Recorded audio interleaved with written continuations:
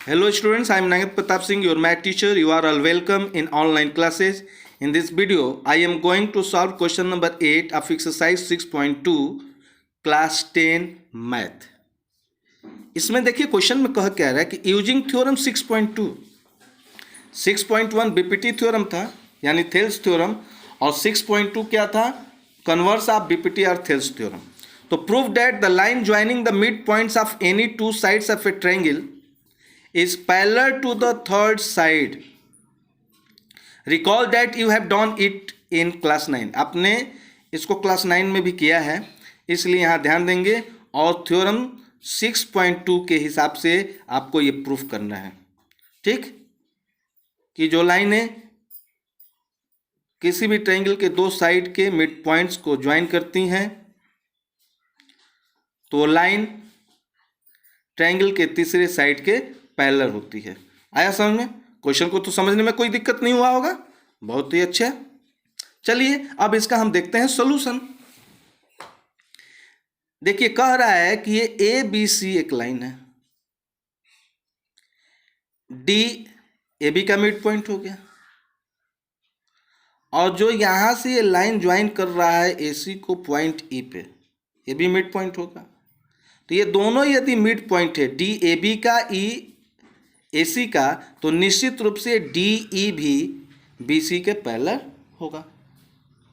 होगा कि नहीं होगा? अब चलिए यहां से करते हैं.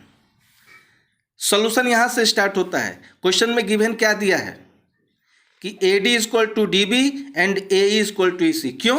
क्योंकि डी ए बी का मिड पॉइंट है और ई ए सी का मिड पॉइंट है. तो जब ये मिड पॉइंट होंगे इसका मतलब ये ए डी डी बी के बराबर होगा और ए ई सी के बराबर होगा. ये तो क्वेश्चन में स्पष्ट दिया हुआ है. तो जो गिवन होता है उसी को पहले लिखते हैं. तो सोल्यूशन यहां से देखेंगे, given A D is equal to D B and A is equal to E C. अब हमको प्रूफ क्या करना है? To proof D E parallel to B C, D E parallel to B C. तो अब हमारा यहां से प्रूफ शुरू होता है. अब देखिए A D by D B given है, क्वेश्चन में ही गिवन है कि A D by D B. अब देखिए यदि A D is equal to D B into 1 करेंगे तो क्या ये इक्वेशन चेंज हो जाएगा?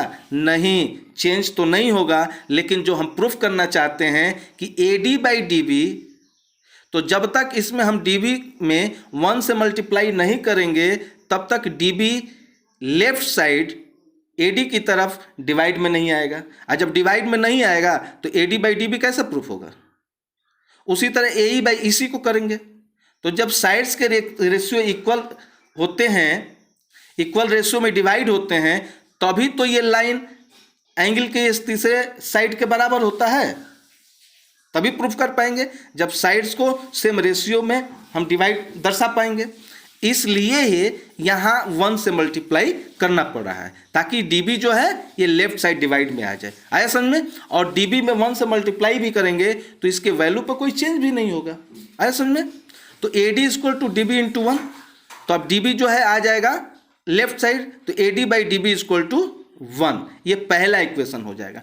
ठीक इसी प्रकार से ए E is equal to E सी, ये भी गिवन है क्वेश्चन में. तो अब लिख सकते हैं कि A E is equal to E C plus 1. तो ई सी आ जाएगा अब लेफ्ट साइड, तो A E by E C is equal to 1 from first and second.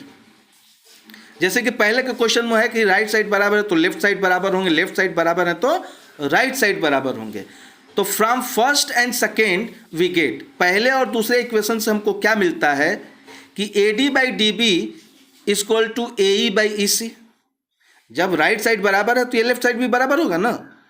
तो from first and second we get A D by D B is equal to A E by E C. तो ये किसमें का है? आप direct अब यहां ये लिख भी सकते हैं कि इन ट्रायंगल ए बी सी, ये किस साइड के रेशियो है, किस ट्रायंगल के साइड के रेशियो है? तो ट्रायंगल ए बी सी. इसलिए यहां लिख लिया गया है in triangle A B C A D by D B is equal to A E by E C. आप चाहे तो ये लिख भी सकते हैं और चाहे तो नहीं भी लिख सकते हैं, क्योंकि जब ये साइड्स के रेशियो बराबर हो गए तो अपने आप ये प्रूफ हो जाता है कि D E parallel to B C. Therefore D E parallel to B C किस थ्योरम के आधार पे? By converse of BPT theorem या थेल्स थ्योरम. Hence proofed.